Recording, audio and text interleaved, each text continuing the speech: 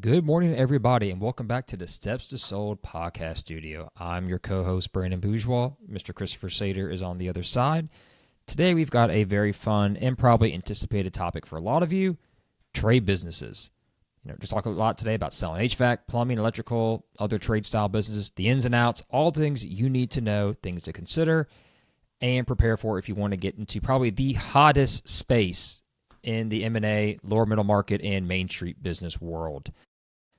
Right now, small businesses are being sought after in record numbers. People are looking to avoid changes with AI, and people don't like to do dirty jobs. So, because of that, these trade businesses, Chris, as we know, are not just have been popular, are still surprisingly skyrocketing in popularity, even though we're going to talk a little bit later.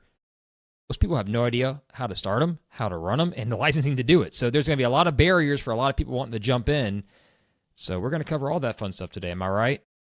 Yeah, absolutely. Let's talk all the trade businesses, and you're right. They've been hot for quite a while, and it hadn't slowed down. I haven't seen the curve start heading downward of Demand. Yeah, you're exactly right. Multiples have changed a little, and we'll cover some of that too. But overall, trade businesses have been cash generating machines for years. They're just now people realize these are services that still AI can't just fix on its own. You can't automate accounting. You can automate accounting, but you cannot automate the HVAC technician going up into your attic in 150-degree weather in Louisiana and fixing that machine and getting it on today. Because if you're like us down here in the South, in July, when that AC goes out, your wife is going to beat the crap out of you if you don't get it back online because the kids are going to be cranky. Trust me, I've been there. And that's why I have a brand new unit now. So, first of all, one thing we will make sure we cover for everybody who is listening, we're going to talk mostly about, let's highlight these main topics: market appeal, the key values of drivers of value, the real valuation things to consider, licensing and permits, skilled labor issues, retaining, getting people under contract, and then really the training and transition period, I think, is the most often overlooked and assumed part that's just going to be easy for a lot of buyers, especially those not already in the industry they're looking to get into. They know they're going to get a license, but I don't think they realize the training and transition period is going to be a lot tougher than the average business. Why? Because it's a very unique skill set, and if you don't understand it, you don't have the license, you can't technically do it. So you're having to put a lot of faith in people when you make a big purchase to stick around and make sure your ROI is good. So at that point, let's just talk, why are they popular? We kind of hit some main points in the intro, but let's be honest. You and I've seen it best, Chris. Places like HVAC, electrical, it's the recurring revenue contracts, service contracts, even, window cleaning business or Christmas light installation. How popular has that gotten in the last, 3 years even? People like knowing they can call somebody and there's going to be a body at their house, up in that ladder, up in the roof, whatever it is, getting it fixed, right? Because these are basic services you don't want to go without, whether it's plumbing, electrical. These maintenance contracts that these companies sign people up for now are repeatable recurring revenue. And what do buyers love, Chris? They love revenue they can count on, correct? Not one-time sales. Yeah, they're drawn to those trade businesses for the reliability of revenue, of cash flow, like you said, service contracts, the emergency calls. Those are going to happen, especially in the HVAC and plumbing. Hell, I drove through my neighborhood last night, and there was a plumber at a house at about 10 o'clock at night. What other business? Freeze. Yeah, what other business do you know that happens all the time? So you've got these repeat customers, too. Once you lock in a customer, you provide them good service, they're going to have to call you time and time again. They love That's a right. good, reliable plumber, any type of trade business. Same thing with the Christmas lights. You have somebody come out and install your Christmas lights. Are you going to call a different company at the next year and take a chance on whether they're going to do as good a job if you did a good job the year before? So you add to all that the aging infrastructure and strong long-term demand, you've got a very compelling business model that has high demand. And like we said, it has not slowed down one bit. You're exactly right. And I would even add too, a beauty of a lot of these trade companies have realized is you're selling convenience, right? Not just something someone can't fix on their own. You're selling convenience. So like, for example, the Christmas lights, they take them down, they store them for you. Who in their right mind wants to go in their attic every year and dig through box after box after box of Christmas lights to get up on a ladder and spend all day hanging these lights up, lights to go out? Oh, I could take this whole strand down, replace the whole setup. If you're like me, Chris, I don't want to do that. I did it this year, and I hated every single minute of it because I got talked into it because I have young children, and I love my children and happy to do it. But I thought long and hard about, do I call someone? Like you're selling convenience. And for a lot of people, it's worth having someone else handle it, store it, pack it. Same with HVAC. You're on a maintenance contract. You like knowing that this group, I get preferred pricing. They show up when I need them, and they're going to come out and make sure for example, my heater's working in the wintertime, or my air filters are changed, and that my house is, perform my unit. I'm going to, and the theory is expand the life of those items you've invested in to last longer. I think a lot of times too that make them popular is not just the skilled labor, and we'll touch a little bit more on that, is the assets. A lot of these businesses come with a fair amount of assets. They have a lot of trucks and equipment and other types. They're not just pure blue sky multiples. Now, granted, they're not going to be all asset based like a machine shop or a manufacturing plant, but they have a lot more assets than the average like restaurant, for example. So there's value in hard assets you're getting as well. That helps with the lending. It helps with taking risk. There's an ROI to fall back on. That matters. And also, too, I'll let you talk a little bit on this issue because we both cover this a lot lately. The ability to grow and scale these and sell at a high multiple down the road. When you buy a restaurant, you're limited number of seats in your restaurant unless you add extra locations, right, Chris? But with the HVAC business, for example, or plumbing, electrical, you keep scaling and you can overlap these different services together to form a blanket amount of coverage you can provide to the community. You become extremely attractive to larger and lower middle market groups that say, hey, for me to go out there organically and grow and try and hire 50 technicians, that's a pain, right, Chris? But man, this guy with 20 workers going up in the attic doing HVAC and plumbing, I can roll that up today and make a massive ROI 5 years selling it, right? I mean, that's what makes it so popular, because you can keep scaling it and rolling it together. Yeah, and what I've noticed lately in my area, and I know it's happening across the country, it's been for a while, is we've got these HVAC companies in town. They've been around for 40, 50 years, and all of a sudden the second or third generation takes over, and what do? They've added plumbing, or they've added electrical. And so now you have these companies that basically do all three services or even more. And so that's a great way to scale too, is you've got this team, you've got these trucks, you've got this infrastructure and this CRM system. Everything's there. People are answering the phone. They just got to be trained in different ways to how to help different customers. But it's a quick way to scale. So they're adding on these smaller companies that complement the business. And now you've got your customer base already built in. So now you're telling them, hey, we do this service as well now. If they trust you in the HVAC, they're going to trust that they're going to trust that you do the plumbing well as well. So if they've been looking for a new plumber, you're their new guy. You're exactly right. And it's all saying the inside sales funnel, but man, in the day and age when it's already hard to trust companies, is you're letting someone in your house specifically, there needs to be a high level of trust, and that matters a lot, and their opinion matters a lot to you. And that is something that I think a lot of businesses don't always consider as a key driver of value. And speaking of drivers of value, let's talk a little bit what makes these companies value. We talked about, key elements of them and what makes them popular, but what drives the actual value of these companies? One, the obvious answer is the multiple, right? How strong is the STE or the EBITDA of these companies? How sustainable has it been? Is there growth? Is there decline? We've covered multiples before. I won't dive in too heavily on that. But for these businesses especially, when you reach certain thresholds, that $750 to $1 million EBITDA in these businesses, you can pick your buyer. You can. You're going to have enough offers across the board from private investors, from strategics, and from private equity. You will get to pick your buyer. So if you're in this industry as a seller, you don't have to rush to make that decision. Just understand at a certain level, it's going to be great. Now, one problem with these businesses is the smaller mom and pops, let's say the master electrician or the master HVAC mechanical contractor who has a smaller crew. If you are the business, it is harder to transfer. You're not going to get that massive multiple that the guy doing $1 million EBITDA got if you're doing 100, 200, 300 SD. You're just not. You're not going to get overinflated value, I want to state.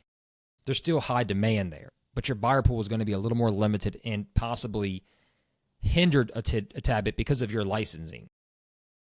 Obviously, the recurring maintenance contracts we talked about, Chris, are great. A commercial contract. One thing that I think hurts business value, I think all HVACs or plumbing think they're the same. What buyers really, really want, Chris, and you and I know it, is they want the service business, right? They want the easy service, come in and fix it. They don't want what? Construction or just constantly installing. You're exactly correct. New construction is not as strong a multiple. So if you have a large amount of new construction, you're not going to get the same multiple as the service guy down the street. You're just not going to. It's a smaller margin, and especially with construction slowing down with this economy, it's really going to hinder what you can do. I would still tell owners, don't be afraid to have some new construction on your books to get in early, because I would say there's still contracts to be had for installing these HVACs, getting that contract to come out and maintain them at new subdivisions or new, light commercial places. But we still sell them all the same. We've sold a mechanical contractor just about 1 or 2 years ago, doing great. The beauty of that business, why it got such a high multiple, a large GC bought it to get access to the master plumbing licenses in multiple states. That company had multiple licenses. So now he could do bids in multiple states that he couldn't before. Consider that when you're building these companies, how many licensed employees are there? Not just the technicians, but master licenses. That is huge. And is the owner the only one? That's going to affect your value too, right, Chris? Because now you're limited to who can come in and operate this business right away, especially with the recent SBA change, the actual rollover equity that could maintain a 1 or 2, 3% ownership, right? To keep that license in place, that can't stay anymore now. So strategically as a buyer, you need to be prepared, if you don't have a license, how to acquire it, or make sure you have an employee or person on staff that has that license and can be maintained, correct? Yeah. Yeah, you gotta maintain the license, and that's always a big issue. It's a big hurdle to get It's across. always the hardest issue. Yeah, it is. The other thing I would point out is to have a really strong back office. We don't talk enough about that. You've got your technicians, you got your trucks, like you stole said. my next point. You got independence from the owner from the business to a certain level. Mm-hmm. You're not the business. But you need to have that strong dispatch system, the documented workflows, processes, CRM. and procedures. Everything needs to be systematized, right? That's a great word to use in this case. Is like the more you have like that, when a buyer comes in and you can kind of show them you don't need to show them the secret sauce to why your business flows so well, but let them know that you've got those things and give them a little peek at it. Give them a capture little peek their behind contact it. information. Yeah, exactly. Show them that this is not just people calling and we write it down on a piece of paper and send somebody to do it. That this is all documented. You've got your customer database. You've got your CRM system.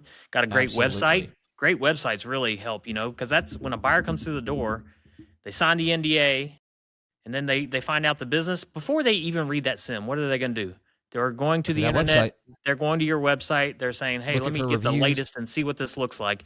And if it looks like the last time your website was updated was 1995, it's not a problem, but you're probably not going to see the same value you would if you had a really great selling website that had good marketability in it and kind of looked new and pristine like it should.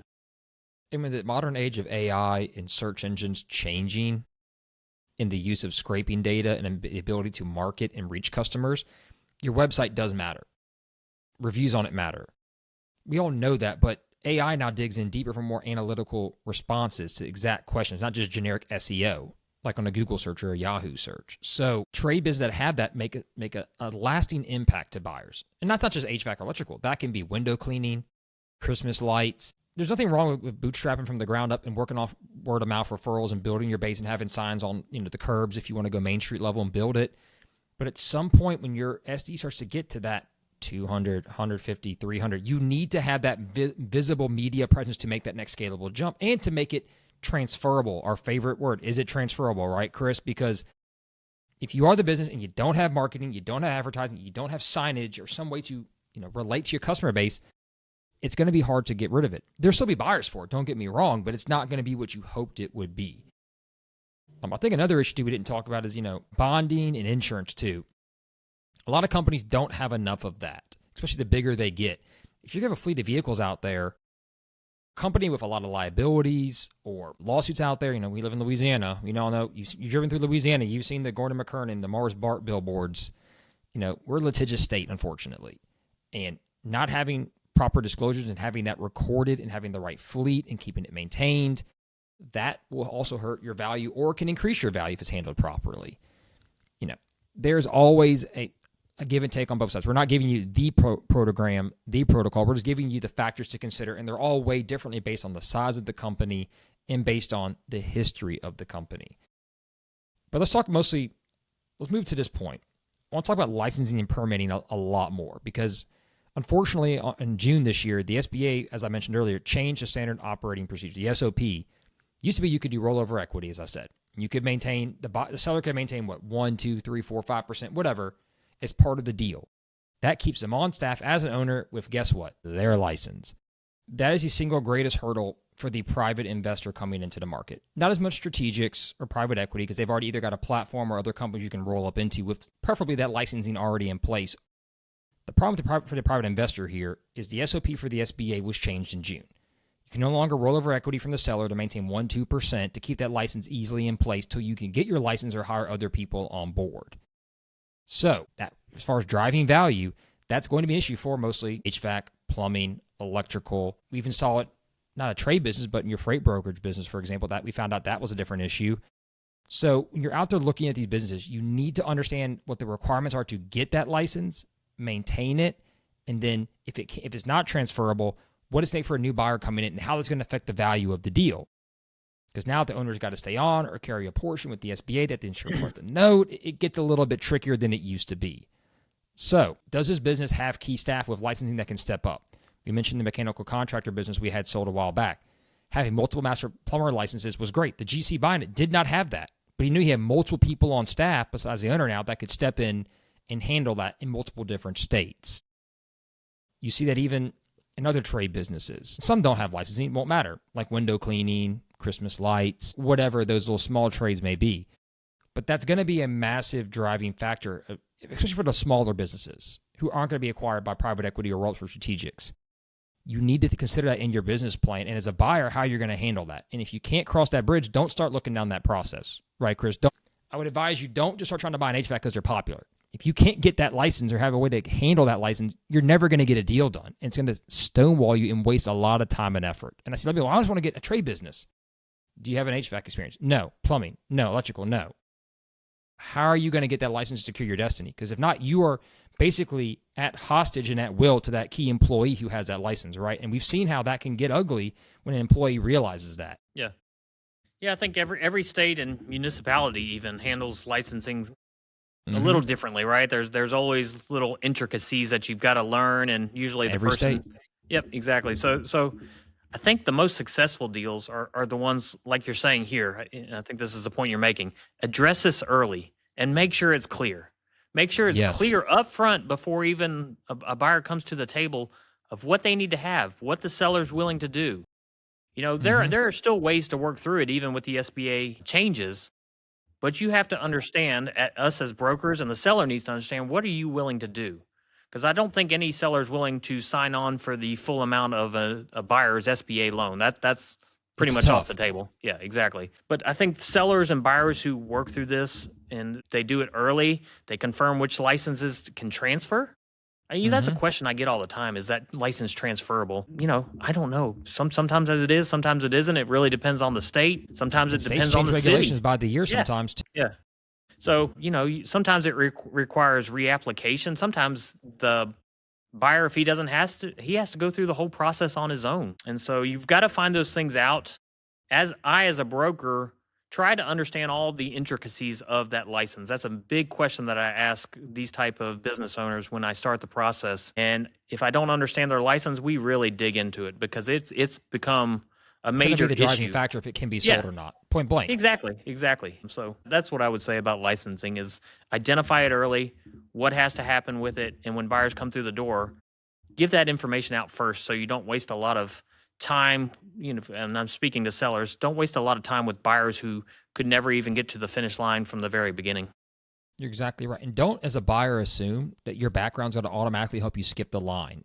We've had buyers that, for example, not a trade business, but in the daycare industry, buyer had principal experience as education, had a massive MBA, had MBA, great education background. Just assumed she'd get a director's license for a daycare when she applied for it. They said, no, you still have to spend a year working as a worker in the business to get qualified. This person ran a school. Right. But no, they didn't care. And DHH put their foot down here in Louisiana. And I tell buyers, don't just assume it's going to transfer quickly. Know the timelines of these local licensing boards, how long it takes to even get processed. Don't assume that because you close the business, they're going to give you a license tomorrow. Build that into your thought process. Another licensing issue, not just a license to operate as a specialist, is local contracting licenses and boards and government bids. I think a lot of times buyers overlook the relationships and requirements needed there to even put in on public projects. And I think that's also key if you're doing a trade business. Do you have the ability to go do bids on these jobs because of your bonding, certain types of insurance that you carry, or your years of experience. How do you bid? Can you bid on these jobs? If you buy this company, can the company still bid on these jobs? Or is it because Joe, the owner, had worked for 20 years, had the background required to make a bid on behalf of the company? Can you still do that? Or is any work in progress? Is the whip in danger with transferability? Those are all key issues that leads to the next thing. Do you do a stock sale or an asset sale, right, Chris? The old adage. That's where you have to start considering all these different factors that overlap, and not in driving value, but how to apply the licensing, the permitting, how to handle that. And I would ask you too, how many of the skilled laborers can be promoted to those or are willing to get those next license certifications, correct? Because as you scale this business, you're going to need more than one. You just do. Now, some businesses are limited, like real estate. You only have one, quote, real estate broker. But other fields, you need extra licensing for help to manage these different jobs, to have people on site, to cover your butt. You don't want to make a mistake and not have that there. I've seen contractors do that, get sued, fall behind, call, I want to sell the company. Well, why are you saying, well, I got sued for a job in Mississippi. Why? Well, I sent the wrong crew out the wrong license. Well, there you go, right? Can't get bonded now, can't get insured. What are you selling? It's a lot of small things. We're not scaring you. We're just giving you the facts of what you need to cover and protect yourself and also make a good investment. But let's talk a lot about skilled labor, Chris. I feel like that's been a very highly touted issue in avoiding AI taking jobs. We mentioned earlier in the podcast, going up in the attic, get dirty in the mud, changing the pipes out. I don't know if AI is going to take those jobs right away or not. Me or you, I'm sure they'll make robots eventually in the next 15, 20 years. But just thinking, at the current status of what's going on, what do you see for skilled labor as far as the biggest, how much of that do you value into the valuation of the amount of skilled labor? Because you look at like window cleaning, you can train anybody to clean a window, right? That's not complicated. But then you look at like HVAC or plumbing, where you got to go in there and do some serious work that could, burn a house down, flood a house. How much do you weigh the amount of skilled labor on staff when you do evaluation? Because I think that's a prime question everybody wants us to answer is, how do you really weigh that percentage? Or is there, I know it's not a set amount, but how do you approach that when you see it, when an owner calls us and says, I've got this, let's say, plumbing company. I've got a master plumber and 10 technicians. How would you factor that in? Or are you looking at just the cash flow? No, not just looking at just the cash flow. You're definitely looking at the labor. Labor, as far as a value driver for a type of business like this, is right at the top, if not the top. And the way I factor that in is look at the range of multiples that this industry that you're looking at typically trades in, right? And if the owner is the business, it's going to be probably at the lowest side of that multiple. If they've got a great staff in place, they're seasoned, they're not retiring as soon as the business is sold, they're in their 20s, 30s, 40s, they've got plenty of runway down to keep working, and they're all ready to go, and the licenses are in place, you're at the top of that multiple if that cash flow is where it needs to be. Exactly. So as far as from a business broker, valuing labor, the owner's not a big part of the business. He's managing it, but he's not the business. You've got this workforce. Yeah, absolutely. It's just as important as cash flow, just as important as systems and processes. They're all right there together. You've got different buckets that you don't say this one's more important than this one. There's different buckets. And if one's weighing down the company, then that's going to bring down your multiple. But if it's right up there with it, then you've got a great company, you've got the great cash flow, you've got the great workforce, you've got great systems. You're at the top of the multiples as far as what your industry can obtain. You don't want to be outside of that range. You don't want to have an asking price that nobody's even going to entertain because they'll just go look at another great business. You want to be in that mix, but you're going to be at the top. I agree. And I would say that people looking to buy a business with skilled labor, I would also, once you've got past the early phases of discussion offer, I would ask in diligence, how long have each skilled labor been with the company in their differences in pay? I know a lot of times in these fields, there'll be workers or technicians that will jump for 50-cent raise, 25-cent. It doesn't seem like a lot in theory, but they will just bounce around for the highest bidder because they know there's such a high demand. So you want to find out, are these workers been with this company for a while? Are they loyal, or is this company filled with jumpers, right? How many of these guys are actually enjoy the company culture or enjoy working there or have a good relationship with the owner or management? Or it's just, they're so big, they just hire if they can hire and send them out in the field. And is the quality of work going to represent that long term, right? Because I've seen trade businesses come to us that have rotating fields of staff, and you can see the liabilities on their balance sheet. Oh, we got a lawsuit or a problem here because this HVAC was installed. I mean, they go back and redo it 3 times because I hired a technician off the street because he's just bouncing around. It doesn't care about his work product, right? And I've heard horror stories from other companies that we've sold that talk about other companies in the area that say, yeah, they've got a massive technician problem. They've got all brand new guys because they just don't want to pay it a fair rate. So they go out there and install these new units, have a maintenance contract, and they're going back once every month. That's something to consider. Something to think about when you're buying these businesses. Do they have a stable workforce? Of course, you always want to have a stable workforce, but when it's especially a specialty licensed workforce, that's even more important because you can't just go off the street and hire someone tomorrow.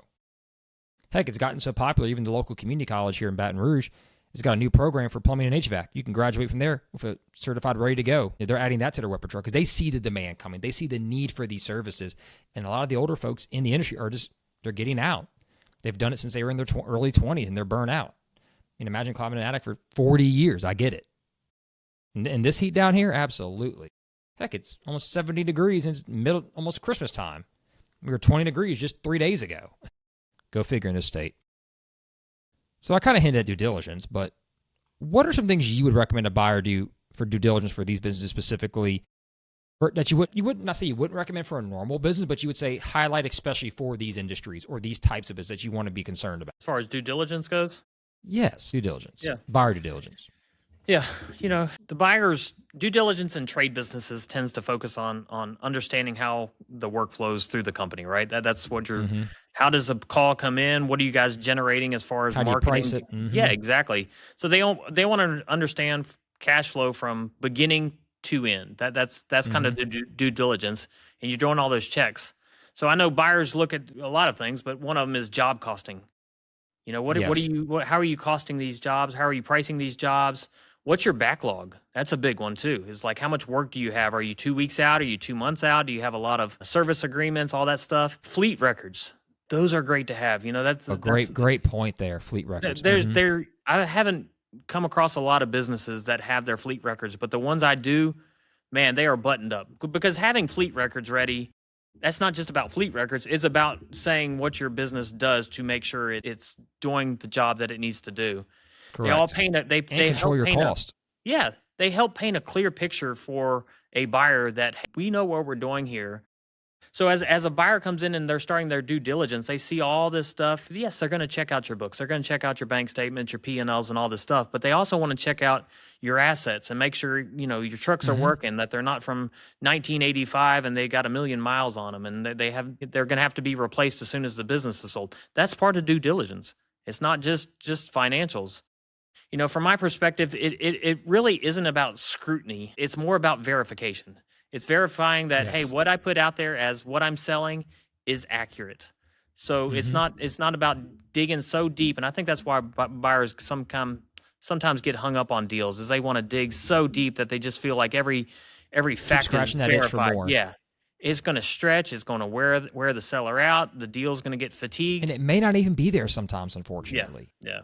I've seen transactions move very efficiently when records are organized, when they're easy to follow, when there's clear documentation. Once you've got all that, due diligence is going to be a lot easier than, hey, we've got to take a while to print this P&L because we've never done one before, or we don't look at it regularly, and we don't even know what it looks like. Now, as a broker, I'm not going to allow that to happen. But if you're trying to sell your business on your own, good luck. You've never had these records ready, or you don't even have documentation ready for a buyer when they come in, you're going to have a rough time, especially if it's private equity. Don't mean to throw them under the bus, but they come in soft, acting like they want to buy your business, and they're friendly and they've got their pitch down. But when it's time for due diligence, you and I have both seen they don't play around. They are going to. I don't blame them. Deep. No, you need to know what you're buying. There's nothing wrong with being tough on it. There's something being tough and misleading. But what happens is, if you're not ready for it and you get this laundry list of items they want to see, oh my God, you've got a whole second job to start working on if you don't have somebody helping you get that done. And there are great private equity family offices that I understand that. Some don't. That is what it is. I like your comment on the fleet vendor list and having that ready. I think we sold a semi-trade business, but like the lawn care that we sold together, that owner knew exactly how many hours every single piece of equipment had and when to offload it before it got to a dangerous level and flip it. And that's something that the buyers found very attractive. That's a due diligence question, because we keep saying, HVAC and plumbing because they're most common, they're the hot buttons. But think about lawn care. Think about other businesses where you're going to have a lot of trucks on the road. Having that fleet log really well detailed, how many hours, how much maintenance you've been doing, every, so many thousand miles, regardless, you change the oil, or you have a fleet maintenance contract with a local car, auto repair shop or service shop. Having stuff like that lined up takes fear away from a buyer. Thinking, man, this guy's never had his truck service. I'll buy these trucks. And then what does the buyer want now, Chris? A massive clawback in the reps and warranties on all this equipment that could kill your deal because you're not willing to guarantee that. And I understand why. Buy it as is. But man, if this buyer knows that you've never serviced half these vehicles and he's about to spend, $2 million, he's thinking, I could be spending $250,000 on vehicles in 1 year because they're all going to break down on me, right? I mean, it's the small things like that don't seem important, but having it logged, presentable, and digestible, not just some handwritten notes on a piece of paper, God forbid, but digestible and accurate, to make a buyer feel a lot better. And if they're doing an SBA loan, they're going to want titles on all those equipment. So make sure you've got those UCCs checked off. Make sure you have those letters saved in your files that, hey, I am clear on all my pieces of equipment that you can present. Unlike a good old UCC check to shut a deal down at the last minute and stall it out, right? We've been down that road. Those are fun. Yeah, those are fun. Especially trailers, make sure you have those titles. Please have that stuff organized. Buyers, make sure you find them. Don't take them. Now, look, I get it. If one weed eater's missing, whatever, out of like 20, but don't lose too much sleep on that, but just be understandable. And this is another thing we talked about previously in other podcast episodes, but those manuals, those detailed manuals on how the employees know how to use the equipment, especially if you're rotating a lot of employees or seasonal employees, having those procedures in place written down that can be transferred to allow sustainability of the work product. That too often is, I think, looked over as well. We talked a little bit earlier about asset sales and stock sales. Some businesses it will matter, some it won't. At certain size, stock becomes more common, as we've talked about in previous episodes. If you want to see those, go find them. I promise you, we've got plenty of content for you to absorb. We're not going to reiterate the minutia of those. But I will say, I think in a lot of these service businesses, I see this a lot as a stock sale, but there's a large component of seller finance. Let me say large. Let me take that a step back. There's a fair amount of seller financing involved in a lot of these deals because of the licensing transfer issue, correct? In a lot of cases, lack of records or customer concentration issues where the buyer's like, I really want the business, but I need to know Joe, the owner, with this license is going to have my back for the next 3 years, right, Chris? Or some way of a long employment agreement, because especially for the private investor coming in who doesn't maybe have the trade experience in that industry, maybe a good business background, smart person, but doesn't have that background, right? I see it more so in these deals than other deals that we've dealt with in the past. How about you?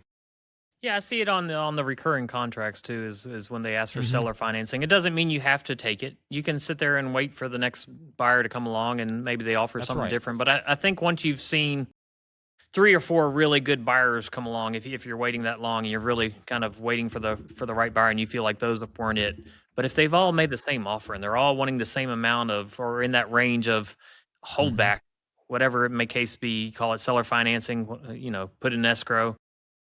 A lot of them want to do that because they want to make sure that, hey, you've got these recurring contracts in place. If I buy the business, I want to know that they're going to at least continue with me for a year and they're not all going to drop off because they're tied to a relationship with the owner. It's not that kind of loyalty. It's loyalty to the business. So you see a lot of that. You don't have to accept it. I'm not saying I would. In fact, if it's early in the listing process and it's the first guy through the door and that's what he's offering and that's not what you signed up for, yeah, turn it down or just tell them that, yeah, we're going to wait for other offers and we may come back to you. Sometimes they're not still around. But yeah, there's a lot of offers out there. I've done a lot of listings and deals where a lot of offers came through the door that the seller wasn't willing to accept because they told me right up front, I don't want to do any seller financing. So somebody comes in and they're offering 50-50 or even 75-25, it's not acceptable. Now, if you get down into the 5 to 10% range and there's a certain reason why that seller financing's needed, maybe it makes the bank happy and makes the deal go faster. I would encourage you to do that because there's hardly a deal that I do that doesn't have at least the smallest amount of seller financing holdback, whatever you want to call it. But yeah, there's definitely those ways to structure the deal with that in mind. You're right. And with so many of these companies now being stock sales because of all the maintenance contracts and different provider service agreements in place, buyers still get a little scared. You take on the stocks, you're taking on the liabilities. No matter what hold harmless assign, you're taking on a liability. And I think also, too, we talk about this, your favorite thing, working capital, right? A lot of these companies don't know their working capital they don't understand it very well, or don't have it really pegged down to a number that, and this could be seasonal too. Let's talk about here in Louisiana, HVAC. It's hot a long time of the year, but there are seasonal peaks. And there's times where the crews can't work 24/7 because it's too hot to go in the attics. Or for a difference, you could have a business up in the north where it might be half HVAC, half plumbing, like in Chicago, where when it's really cold in the year, you're doing different jobs, vice versa. Even with the lawn care company that we sold, they had some seasonality to it. They would taper off in the winter, but then they would have Christmas. They had a Christmas lighting franchise attached to it that would then go do Christmas lights. I think before the people even started doing that on a mass scale, they were kind of ahead of the curve with that to keep employees occupied, keep the skilled labor available, correct, Chris, and then find a way to supplement income. So please understand that and get that figured out, because what you don't want to have is, hey, I didn't realize I needed $200,000 for the summer months to make payroll because we're going to be so busy, and may have a net 30 payment on some of these contracts. Now, I know a lot of people today bring the credit card, machine to your doors, put a deposit down to get the services done. But there's just some old school firms that do by mail. So if you're looking at a 30-day return on a, $10,000 job, that's a long time, right, Chris? That could eat your payroll up if you're not careful, especially people working overtime, overnight gigs. You owe these employees money, and they're going to want their payment, because if you don't pay them, they will be gone to the next shop. There's enough demand. They can go name their price, correct? Yeah, absolutely right. What I would say on the most trade businesses, the transactions I do, I see them structured as asset sales, whether even if stock sale probably sometimes would be more pragmatic for all the licensing and the contracts in place. But for that liability reason, most buyers want it structured as an asset sale. There's different ways to do that. We can talk about F-free orgs another day. Mm-hmm. But, when you structure it as an asset sale and you pair it with the SBA financing, that approach tends to align really well, not only for licensing considerations, but for risk management. That's exactly why we do it as an asset sale. You got cash down, small seller note, or some kind of performance-based component to make up for that. You use all that and bridged value, and you support the continuity of transition. The seller's able to step away in a reasonable amount of time. The buyer's able to assume those relationships, get the licensing in place. That kind of structure reflects how a business actually operates, and it's really going to kind of cement the continuity of the business going forward.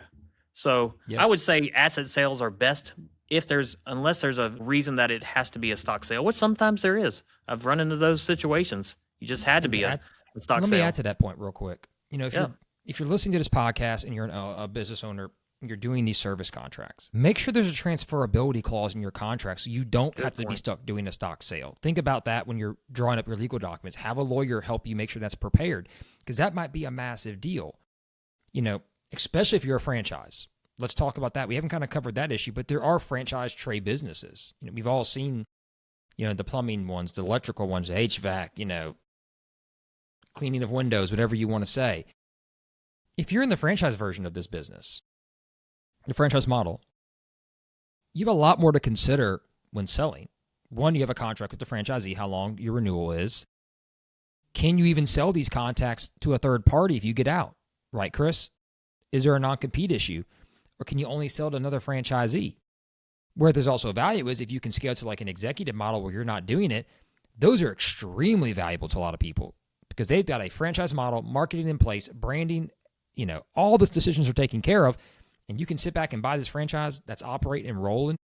You and I looked at a couple, for full disclosure. We didn't want to start from the ground up, we realized. Looking at the existing models that could be purchased, we'd rather buy that with current cash flow. Yeah, we lose some margin on the royalty, but if they've got a GM in place and the right setup, that's better to buy an independent run business because you know what you're going to get year in, year out, correct? There is some considerations that you have to think about. And when it comes to selling. Yeah, I think the only thing you're going to run into there with contracts and adding transferability to your contracts is what does the franchisor say? Because they're usually the ones supplying the contracts and stating what you can say. In that case, and no, can't but say. As an independent, I meant. No, yeah, I like your thought there. You want to have that. I really like your thought there, and I don't think people think that far down the road enough of the time. And I get it. You want to run and gun and do it, and you want to get market share. And sometimes you got to run before you think sometimes in some cases. You have to take the opportunity in front of you. Yeah. Doesn't mean act Exactly. recklessly, but it's true. Having that information ready can be and thinking about it a little bit can be granted, you may not have it in your current contract. Think about adding it to your next existing contract or other services you're going to provide so that you aren't stuck only having to do a stock sale. That will give you flexibility as an owner when it comes to sell to pick your buyer and also make it easier for you to sell to a strategic or to a private individual. There's value there. Yeah, There is. sure. I would say the number one thing that kills deals for us that we've seen, and it's kind of our final topic, is those contracts that aren't well written, that don't have clear definitions, and owner dependency on those contract relationships. We see that time and time again, but that's for every business, but especially in the trade service business, that will be your kiss of death. Because if you're banking on building this company, having these recurring contracts, showing consistent and clear, easy revenue, and those documentations are not proper, or you can't produce that list like this, when a buyer says, oh, you got 400 maintenance contracts? Let me see them. Well, let me go put the list together. No, that list should already be available and ready, right, Chris? That shouldn't even be a thought. That should be in your system. You pop out and show, and you can show the average billing for it. If you can't do that, you don't have a customer list like that. You don't have recurring revenue. You have money in your bank account, but you don't know how you're receiving it and how your AR and AP are lining up with that, because that's going to be a massive driving factor for you. Yeah, I'd say buyers don't expect perfection when they look at a trade business. They know there's going to be Not all of them. yeah. Well, yeah, exactly. The naive ones do. Let's say that. I think they all expect one thing though, which is clarity. Like you said, when they Well ask said. for something, they want to see it. If you're sending them your recurring contract list, it's going to be redacted. We should put that on there. You're not going to show them your customer list. But when sellers take time to organize these things, they organize these areas of concern, these buyers concerned, it's going to remove friction. It's going to allow everyone to focus on value of the business rather than why don't you have this, the uncertainty of what you don't have. So that's the biggest thing I look for when I'm evaluating a company that I'm thinking about listing or working with a seller to list is, what's the clarity? What's the clarity of this business? When I present this, is everything going to be crystal clear to a buyer the minute I send this package to them? Or are there going to be 1,000 questions that we haven't answered yet? That's right. And if there are, I've got to go back to my seller and I've got to get those answered, because that's what I want to present is this crystal clear package that sells the value of the company, that answers all their questions, and also highlights what's not. We don't want to highlight what's wrong, but we're going to send it in there because we don't want the buyer coming in and saying, oh, I found this was wrong and you didn't even tell me. So obviously You I lied to value. me. You didn't tell me Yeah, the so truth. now I can devalue your company because you didn't know this or you didn't offer Leverage. this information. Yeah, they've got leverage. That's a great word there. So put all that thing, give that clarity. Even if you've got a truck from 20 years ago, it's got 1 million miles on it, don't hide that. Put that up front. They need to know that up front, because otherwise you're going to get a much lower value. I like to put everything out there and say, I've assigned the valuation of this business based on everything that I've given you. X, Y, Z. So don't come in here and say that, hey, we've got this wrong and that wrong. We already told you that. And so that helps maintain value, is that clarity and kind of disclosure of information. You're right. And that so often happens with, equipment, like you said, vehicles, not knowing what you have on the trucks, how much inventory you can maintain. I don't know. I guess the truck has 15,000 inventory. Well, is 15? Is it 10? Is it 20? Are your employees stealing that inventory? We sold a great business a long time ago, and I won't say specifically which trade, but we found out, I heard through the grapevine about 2-3 years later, other workers in the industry working for another company told me, yeah, they stole that inventory blind. That guy had no idea what was going on. And they had great books in well-run company. Just either he just chose to let it happen because it wasn't worth the fight, or he really didn't realize he was getting taken for inventory like crazy. And right off the truck. And it would surprise me because I sold that company. I know that company did really well, had really clean books. If you ask for a data poll, Chris, it was, you need a P&L? Here it is 5 minutes later. Hey, you got a question? Here's the answer 5 minutes later. But then again, it shows there are always blind spots, right? There's always things you need to think about and consider. It doesn't mean you have a bad company or you made a mistake. But it also comes back to company culture. A lot of those employees have been there half a short time, half a long time. I bet you I know who was stealing that inventory, huh? Let's go back to, finding out who's been with you a long time, who's a quality technician, who's not. So be it. But when you go to prepare your business, you said it best, disclose those key problems up front. And if you don't know what they are, get answers ready, have it prepared. it's going to be a struggle like every deal to get through the final due diligence. It just always is. It's never a clean, easy slate, right? If you just got a bump in due diligence, you probably didn't ask the right questions. There's always something, right, Chris? I know that's maybe scary to say, but there should be a road bump. That means somebody's looking hard. Somebody's got to prepare some kind of information for you, and you may not agree on it. That's okay, but that's good. That means everybody's doing their homework and feels confident. If there was never any hiccup at all or any kind of question, are y'all really doing what you need to do correctly? I don't know the best way maybe to word that out of my mouth, but these are not publicly traded companies where everything can be perfectly audited. You're going to have massive accounting firms handling it. These are lower middle market and Main Street deals. If there's nothing wrong and it's too crystal clean, it doesn't mean don't do the deal, but just dig deeper a little bit as a buyer. Don't dig to the point of obscurity, but make sure you know exactly what you're buying, right, Chris? Know exactly, and if you don't know, ask again. It's okay to ask questions. It's another thing to scrutinize clarity because if you're unsure or you're not psychologically ready to pull the trigger. And I see in these businesses, especially from the private individual coming in, that's their biggest hurdle because they know they don't have that license.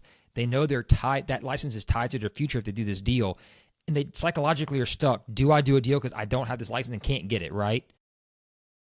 I don't know if I would do a deal like that. Would you? I don't mean that to be scary, but that's not for my personal taste. No, absolutely not. So understand, if you need help, get professional help, get a due diligence company, have your CPA assist you. And I would also recommend you to any trade business. If you're coming in from the outside looking to buy one, especially a lot of younger people are my age, 35, and they're looking to buy these, look up all the legalese of the business. Know the rules and regulations of the industry in the place you're going to operate. Fully understand what it takes to run a business like this, what your liability is, and what you're responsible for. You'd be surprised people just think HVAC or plumbing and electrical is the same in every state. It's not. Every state is different. Even different states have different code, regulations. Do your due diligence there. Understand what you're responsible for and what you can be held liable for if something goes wrong. I think too often people just think, oh, it's just no big deal. No, know what you're getting into. And that's for every industry, but especially these businesses where you're tied to a license and how it can be taken away from a governing board just like that. Right? This is not promotional product where someone's looking over your shoulder, regulating you what kind of hat you use. These are specialty licensing boards that have a lot of authority and control your destiny to some degree. So yeah. What else you got, Chris? I think I've hit a lot of the topics, but what have I missed? I just, if you're a seller looking to sell your business, preparation. You've talked about it many times on every podcast. Clean financials, transferability. Our favorite word. Here's what preparation is going to buy you. It's not just going to help you sell your business. It's going to give you options to sell your business. Because if you don't prepare your business for sale, you're going to be limited to that one guy that finally comes along and makes you an offer that, hey, he's the last guy standing, or at least it feels like that. May not love it, but he got an offer.